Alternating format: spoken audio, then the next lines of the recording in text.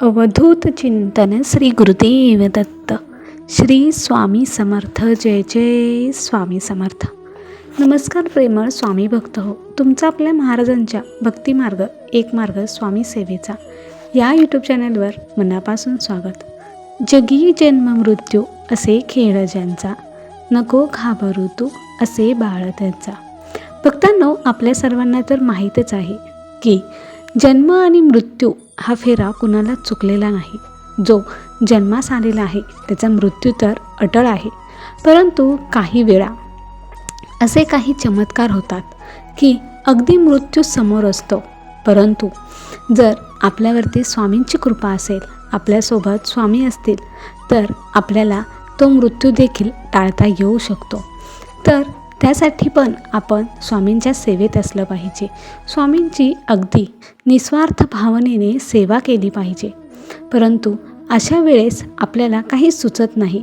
जेव्हा आपण अडचणीत असतो तेव्हा जर आपण स्वामींचं नाम घेतलं तर नक्कीच ती अडचण दूर होते. परंतु तेव्हा आपण इतके भांबून जातो की आपल्याला तेव्हा स्वामींना मदतीला बोलवावे हेच आपण विसरून जातो. तर ह्या ताई आहेत, त्यांच्या आयुष्यातही असंच काही घडलेलं आहे.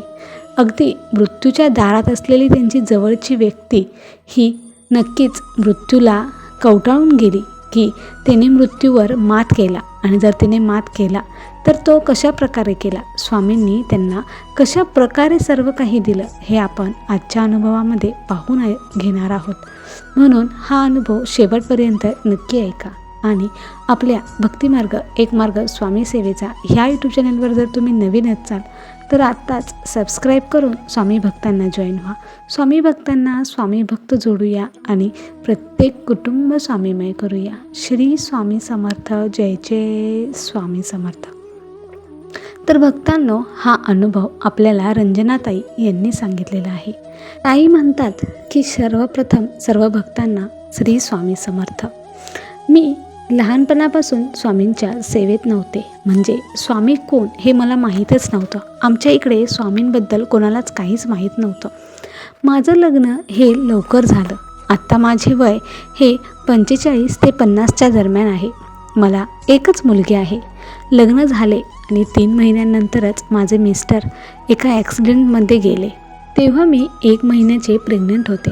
मला माझ्या माहेरच्यांनी अबॉर्शन करण्याचा सल्ला दिला, मात्र मी अबॉर्शन केले नाही. म्हटलं की जे काही बाळ आहे त्याला मी सांभाळेन, असं म्हणून मी माझ्या मतावर ठाम राहिले. आणि घरच्यांच्या विरोधात गेल्यामुळे मला माहेरच्यांनीही त्यांच्या घरी आसरा दिला नाही. मग मी तेथेच माझ्या सासरी वेगळं राहू लागले. आणि नंतर 9 महिने झाल्यानंतर मला एक मुलगी झाली. मला थोडंसं वाईट वाटलं की मुलगा व्हायला हवा होता, परंतु जे देवाने दिलं आहे त्यात मी समाधानी होते. आता मी एकटीच माझ्या मुलीचं पालनपोषण करत होते. जे काही काम मिळेल ते काम करत करत मी मुलीची आणि माझ्या दैनंदिन खर्च भागवत होते. आता मुलगी माझी मोठी झाली होती. मी लहानपणापासूनच स्वामींबद्दल कधी काही ऐकलं नव्हतं. आता मला मुलीने मोबाईल घेऊन दिला होता, त्यामुळे मी मोबाईलवरती स्वामींचे अनुभव दररोज ऐकत होते. आणि ते ऐकूनच मला स्वामींबद्दल ओढ निर्माण झाली. मी स्वामींची सेवा करू लागले आणि स्वामींच्या सेवेत इतके रममाण झाले की मला स्वामींशिवाय दुसरं काहीच सुचत नव्हतं. आणि आता स्वामींच्या कृपेने सर्व काही व्यवस्थितही होत होतं. मुलीचं शिक्षण देखील आता पूर्ण झालं. आता मुलीचं मी लग्न करण्याचं ठरवलं. मुलीला मी जागा शोधू लागले आणि एक चांगलं स्थळ सांगून आलं. ते लोक प्रचंड श्रीमंत होती. त्यांना फक्त सुंदर आणि सुशील मुलगी हवी होती. त्यांना आमची मुलगी पास पडली आणि म्हणून त्यांनी आम्हाला लग्नासाठी लगेच होकार दिला. जागा चांगली असल्यामुळे नकार देण्याचा तर प्रश्नच येत नव्हता. आणि माझ्या मुलीलाही मुलगा खूप आवडला होता. त्यामुळे आम्ही लग्न करण्याचा निर्णय घेतला. आणि अगदी कमी खर्चामध्ये, अगदी माझ्या बजेटप्रमाणेच त्यांनी लग्नही केलं. आता मुलीचा चांगला संसार सुरू झाला होता. मुलगा आणि मुलगी अशी दोघं ही चांगली राहत होते. माझा जावईही खूप चांगला होता. स्वभावही त्याचा चांगला होता. तो अधूनमधून माझी चौकशी देखील करत होता. मुलगी खूप खुश होती. मुलीचे सासू सासरे देखील सर्व माणसं एकदम चांगली होती. आता तिच्या लग्नाला 2 वर्ष झाली होती. तिला मुलबाळ नव्हते. त्यांचं प्लॅनिंग होतं. त्यांना अजून 2-3 वर्ष मुलबाळ नको हवं होतं. म्हणून मग घरच्यांनी देखील जास्त आग्रह केला नाही. सर्व काही व्यवस्थित चालू होतं. तिच्या घरचे मला नेहमीच त्यांच्या घरी बोलवत असायचे. मात्र मुलीच्या घरी कसं जायचं म्हणून मी सारखे टाळत होते. मात्र आता तर जावई म्हणाला की जर तुम्ही माझ्या घरी आला नाहीत तर तुमचा आणि माझा काहीच संबंध नाही. तुम्ही मला मुलगा मानता आणि मुलाच्या घरी यायला कसं हो लाजता. मग मी मुलाच्या घरी म्हणजेच जावयाच्या घरी जाण्याचा विचार केला आणि मुलीला सांगितलं की हो मी येते म्हणून. ते ऐकताच जावई म्हणाले की मी तुम्हाला न्यायला येतो आणि मग मीही हो म्हटलं. आता दुसऱ्या दिवशी माझे जावई मला न्यायला येणार होते.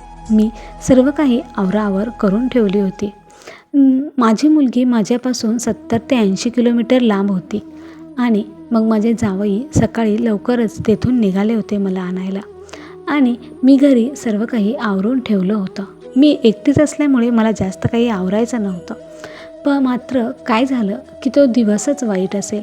माझा जावई मला न्यायला येत होते आणि अचानकच रस्त्यामध्ये त्यांचा खूप मोठा ॲक्सिडेंट झाला. मला तर याची काहीच कल्पना नव्हती. मी फक्त जावयांची वाट बघत होते आणि 4-5 तास उलटून गेले तरीही ते आले नाहीत. म्हणून मी मुलीला फोन केला. मुलीने फोन उचललाच नाही. मी पुन्हा 10-15 मिनिटांनी फोन केला तेव्हा पण तिने फोन उचलला नाही. म्हणून मी तिच्या सासूला फोन केला तर सासूने पण फोन उचलला नाही आणि शेवटी मग मला आता काळजी वाटू लागली होती की ही सर्व माझा फोन का उचलत नाहीत.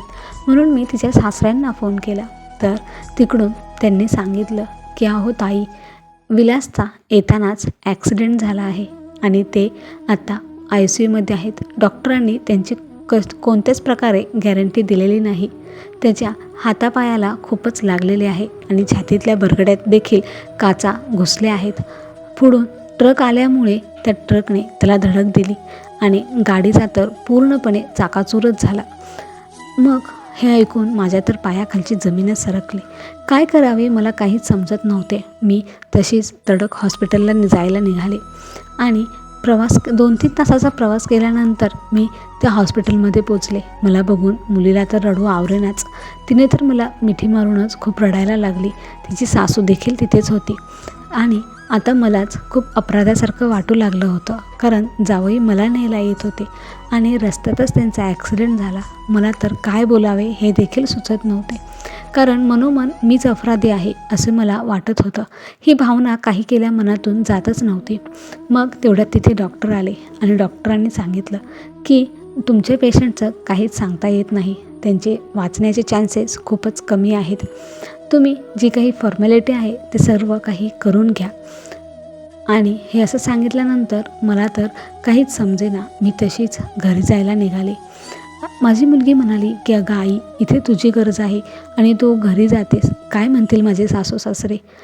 तिचं काहीच ऐकून घेतलं नाही आणि मी तडक तशीच घरी आले. घरी आल्यानंतर मी स्वामींना म्हटलं की स्वामी, तुम्ही माझ्या बाबतीत जे काही घडलं ते मुलीच्या बाबतीत घडून देऊ नका. मी पूर्ण आयुष्य नवऱ्याशिवाय काढलं. नवऱ्याशिवाय जगणं हे किती अवघड असतं हे मला माहीत आहे. पण महाराज, हे दुःख माझ्या मुलीच्या वाट्याला येऊन देऊ नका. लहानपणापासूनच बिना बापाची वाढलेली पोर आहे ती. आता तिला नवऱ्याचाच तेवढा आधार आहे. त्याचं प्रेम तिला भरभरून मिळू देत. महाराज, तिच्यावरचं जे काही संकट असेल ते संकट तुम्ही माझ्यावर टाका. माझ्या जावयाचे प्राण वाचवा. वाटल्यास तुम्ही माझे प्राण न्या. पण महाराज, हे असं काही विपरीत घडू देऊ नका. असं म्हणून मी महाराजांसमोर खूपच रडत होते. आता काय करावं काही सुचत नव्हतं. मग मी महाराजांना म्हटलं की महाराज, मी तुमची इतकी सेवा केली, मी तुमच्याकडे कधीच काहीच मागितले नाही. मात्र आज मी मागत आहे की माझ्या जावयाचे प्राण वाचवा. महाराज, त्याच्याशिवाय माझ्या मुलीचं आयुष्य अपूर्ण आहे. जर तुम्ही आज माझ्या जावयांचे प्राण वाचवले नाही तर इथून पुढे मी तुमचं कधीच नाव घेणार नाही. तुमची कोणतीच सेवा मी करणार नाही. महाराज, ही परीक्षेची वेळ आहे. ही माझी परीक्षा नाही तर ही तुमची परीक्षा आहे. एका भक्ताने तुमची परीक्षा घेतली आहे असं समजा. पण महाराज, माझ्या जावयाला काहीच होऊ देऊ नका. असं म्हणून मी महाराजांसमोर रडत होते. आणि तिथेच मी महाराजांची स्वामीचरित्र सारामृत या ग्रंथाचे वाचन करायला घेतले. मी वाचन करतच होते. तेवढ्यात माझ्या मुलीचा फोन आला, म्हणून मी फोन उचलला. तर माझी मुलगी म्हणाली की अगं, डॉक्टर म्हणत आहेत की तुमच्या पेशंटचं काहीच खरं नाही, उद्या सकाळपर्यंतसुद्धा ते राहणार नाहीत, तर तुम्ही ज्या नातेवाईकांना भेटायला यायचं आहे त्यांना भेटायला बोलवून घ्या, असे ते म्हणाले. मग मला तर काही समजत नव्हतं. मुलगी तर खूपच रडत होती, कारण डॉक्टरांनी असं सांगितल्यामुळे तिचा तर धीरच गेला होता. मी म्हटलं की मी महाराजांची सेवा करत आहे, बघ उद्या सकाळपर्यंत जावयांना काहीच होणार नाही, ते अगदी व्यवस्थित होतील. आणि माझा हा पूर्णपणे विश्वास ऐकून तिलाही बरं वाटलं आणि मी फोन कट करून महाराजांची सेवा करायला सुरुवात केली. मी पूर्ण रात्रभर महाराजांचे जप करत होते, तारक मंत्र म्हणत होते. तसेच स्वामीचरित्र सारामृताचे मी एका रात्रीत 7 पारायण केली. तसेच आता पहाटेचे 5 वाजले होते. मी म्हटलं की आता तारक मंत्राचं तीर्थ बनवून आपण जाऊन यावं हॉस्पिटलमध्ये, म्हणून मी तारक मंत्राचं तीर्थ बनवलं आणि पुन्हा एकदा महाराजांना विनंती केली, महाराजांना नमस्कार केला आणि तारक मंत्राचं तीर्थ घेऊन मी हॉस्पिटलला गेले. तेव्हा तेथे माझ्या मुलीचे जे काही जवळचे पाहुणे होते, सासरचे, ते सर्व आले होते. आता तिथे बरीच गर्दी होती. डॉक्टरनी ICUमध्ये माझ्या जावयांना ठेवलं होतं. तिथे जाण्यासाठी अजिबात कोणालाच परमिशन नव्हती. मग मी थेट डॉक्टरांकडे गेले आणि डॉक्टरांना म्हटलं की डॉक्टर, मला फक्त 10च मिनटं मला ICUमध्ये जाऊ द्या.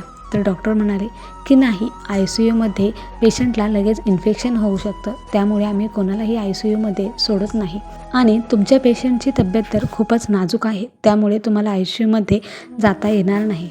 मी मात्र काही डॉक्टरांचं काहीच ऐकत नव्हते. डॉक्टरांना मी खूपच विनवणी केली की 10 मिनटं नाही, पण फक्त 2 मिनटंच मला माझ्या जावयांना बघू द्या, त्यांना भेटू द्या. मी अगदी खूपच कळकळीची विनंती केली. डॉक्टरांचे अक्षरशः मी पाय धरले. हे सर्व लोक तिथली पाहत होती. मला माझ्या मुलीने उठवले, मात्र मी तिला झिडकारून दिले आणि डॉक्टरांचे मी पाय काही केल्या सोडलेच नाहीत. डॉक्टरांना मी म्हटलं की डॉक्टर म्हणजे देवाचं दुसरं रूप असतात. जसं देव त्याच्या भक्तांची इच्छा पूर्ण करतो, तसेच डॉक्टरही त्यांच्या पेशंटची इच्छा नक्कीच पूर्ण करतात किंवा त्यांच्याकडे आलेल्या प्रत्येक व्यक्तीची ती इच्छा पूर्ण करतात. डॉक्टर, प्लीज मला एकदा फक्त 2 मिनटासाठी ICUमध्ये जाऊन येऊ द्या. मी असं सांगितल्यानंतर डॉक्टरांनी देखील मला आतमध्ये जाण्यासाठी परवानगी दिली आणि फक्त म्हणाले की 2 मिनटामध्ये तुम्ही लगेच बाहेर या. मी हो म्हटलं आणि मी आतमध्ये गेले. आतमध्ये गेल्यानंतर मी जे तारक मंत्राचं तीर्थ बनवून आणलं होतं ते मी माझ्या जावयाच्या पूर्ण शरीरावरती शिंपडलं, त्याच्या पूर्ण बेडवरती शिंपडलं आणि आजूबाजूला शिंपडलं आणि जावयाला म्हटलं की विलास, आता बघा येथेच स्वामी आहेत, ते तुमचं रक्षण नक्कीच करणार आहेत, तुम्हाला काहीच होणार नाही. आणि एवढं म्हणून मी त्यांच्या कानात हळूच श्री स्वामी समर्थ असं म्हणून बाहेर आले. अवघ्या 2च मिनटासाठी मला ICUमध्ये सोडण्यात आलं होतं. आता मी बाहेर आल्यानंतर सर्वजण म्हणू लागले की ह्या 2 मिनटामध्ये ह्यांनी आतमध्ये जाऊन काय केलं असेल आणि यामुळे काय चमत्कार होणार असेल, आपल्याला सर्व तयारी पुढे जाऊन करावी लागेल, अशी सर्व लोक बोलत होती. त्यांना असं वाटत होतं की माझे जावई म्हणजे एकदम संपल्यातच जमा आहेत, मात्र मला विश्वास होता की असं काहीच घडणार नाही. तितक्यात आतमध्ये एका नर्सने आरडाओरडा केला आणि डॉक्टरांना एकदम त्वरित बोलावून घेतलं. मग ते डॉक्टर ICUमध्ये पळत गेले, तर माझे जावई असे जोराजोरात धापा टाकत होते. डॉक्टरांना काहीच कळालं नाही की काय झालं. मी पण घाबरले, कारण असं अचानक कसं होऊ लागलं. आणि नंतर काही वेळ डॉक्टरांनी त्यांचं तिथे पेशंटजवळ काहीतरी केलं आणि ते सर्व झाल्यानंतर पूर्ण 2 तासांनी डॉक्टर बाहेर आले. डॉक्टर बाहेर आल्यानंतर सर्वजण घाबरतच होते की आता डॉक्टर काय सांगतील. डॉक्टर आले आणि थेट माझ्या मुलीच्या सासऱ्यांजवळ गेले आणि म्हणाले की तुम्ही पेशंटचे वडील आहात का? तर ते हो म्हणाले. तर म्हणाले की काळजी करू नका, तुमचं पेशंट अगदी व्यवस्थित आहे. हा दैवी चमत्कारच म्हणावा, कारण मृत्यूच्या दारातून अगदी माघारी येतील असं देखील आम्हाला वाटलं नव्हतं. हा खरोखरच चमत्कार असावा, कारण इतकं ज्या माणसाच्या अक्षरशः बरगड्यांवरती काचा केलेल्या असतात ते कधीच वाचू शकत नाहीत, मात्र ह्यांचं नशीबच बलवत्तर म्हणा किंवा तुमची पुण्याई म्हणा, म्हणून हे आज वाचलेले आहेत. हा खरंच एक दैवी चमत्कार आहे आणि हा दैवी चमत्कार नक्कीच घडून आलेला आहे. मी माझ्या आयुष्यामध्ये अशी पहिलीच केस पाहिलेली आहे की जी मृत्यूच्या इतकी जवळ होती आणि तरीही मृत्यूवर मात करून ती व्यक्ती परत आलेली आहे. हा खरंच एक चमत्कारच आहे असं म्हणून डॉक्टर निघून गेले. आणि माझ्याकडे माझ्या मुलीने पाहिलं आणि ती माझ्या जवळ येऊन म्हणाली की आई, तू आतमध्ये जाऊन काय केलंस गं? की माझा नवरा पुन्हा एकदा आता व्यवस्थित झालेला आहे. तर मी तिला म्हटलं की मी महाराजांचं तारक मंत्राचं तीर्थ बनवून आणलेलं होतं आणि ते तीर्थ मी जावयांच्या अवतीभोवतीने सगळीकडे शिंपडलं होतं, जेणेकरून तिथं काही वाईट शक्ती असेल, एखादी वाईट जी शक्ती त्यांना घेऊन जायला आलेली असेल ती तिथून दूर होईल आणि तेथे स्वामी महाराज बसतील. असं मी त्यासाठी त्यांना तारक मंत्राचं तीर्थ मी घरून बनवून आणलं होतं आणि मग मी ते शिंपडलं.